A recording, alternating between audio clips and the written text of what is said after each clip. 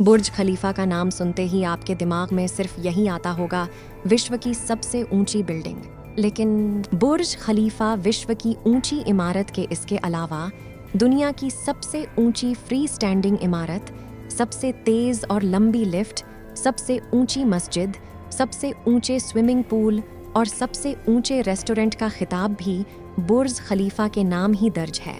बुर्ज खलीफा visionary idea और science का बेहतरीन कॉम्बिनेशन है। 828 मीटर ऊंची इस इमारत में 160 फ्लोर हैं। इस बिल्डिंग का कंस्ट्रक्शन 2004 में शुरू होकर 2009 में पूरा हुआ। दुबई के डाउनटाउन में मौजूद इस बिल्डिंग को 2010 में पब्लिक के लिए खोला गया और इसे बनाने में $1.5 बिलियन की लागत आई थी। लेकिन इतने बड़े प्रोजेक्ट को सफल बनाने में वहां के इंजीनियर और वर्कर्स को किन किन मुश्किलों का सामना करना पड़ा और कैसे उन मुश्किलों का सॉल्यूशन निकालकर उन्होंने दुनिया की सबसे ऊंची इमारत बुर्ज खलीफा का निर्माण पूरा किया, यही सब आपको हम आज के इस वीडियो में बताने वाले हैं। तो वीडियो को अंत तक देखना क्योंकि वीडियो इंटरेस्टिंग होने वाली है। इस बिल्डिंग को बनाने के लिए इंजीनियर्स के पास केवल 6 साल का समय था, लेकिन बिल्डिंग का डिजाइन बनने में ही 3 साल का समय लगने वाला था और बचे 3 सालों में पूरी बिल्डिंग तैयार करना मुमकिन नहीं था। इसलिए बुर्ज खलीफा की खुदाई का काम शुरू कर दिया गया और साथ ही साथ डिजाइन बनाने का काम भी चलता रहा।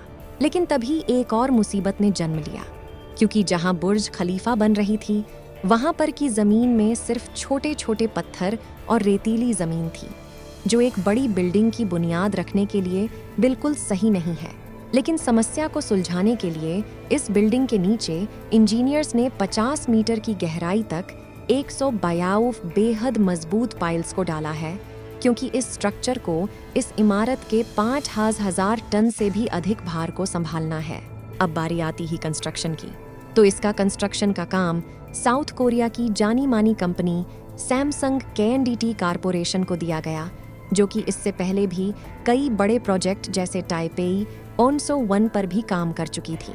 अब एक के बाद एक फ्लोर बनते गए, लेकिन ऊंचाई अधिक हो जाने के बाद एक और नई मुसीबत ने जन्म लिया। यह मुसीबत थी कि जो कंक्रीट ऊपर सांचों में डालने के लिए बनाया जा रहा था, वह अधिक गर्मी और अधिक ऊंचाई होने के कारण ऊपर जाते जाते ही सूख जाता था। इसके लिए टीम ने ऐसा कंक्रीट बनाया जो बिल्डिंग के ऊपर तक पहुंचने तक लिक्विड रहे, और उस कंक्रीट के मिक्सचर को बिल्डिंग के ऊपर जल्दी से जल्दी पहुंचाने के लिए कंस्ट्रक्शन टीम ने दुनिया के सबसे ताकतवर 3 कंक्रीट पंप का इस्तेमाल किया गया, जिन्होंने इस काम को अंजाम दिया। जब बात आई विंडो ग्लास पैनल की, तो इसमें लगने वाली पैनल से अंदर का टेम्परेचर 100 डिग्री सेल्सियस के आसपास पहुंच जाता था, जिसके अंदर इंसानों का रहना संभव नहीं है।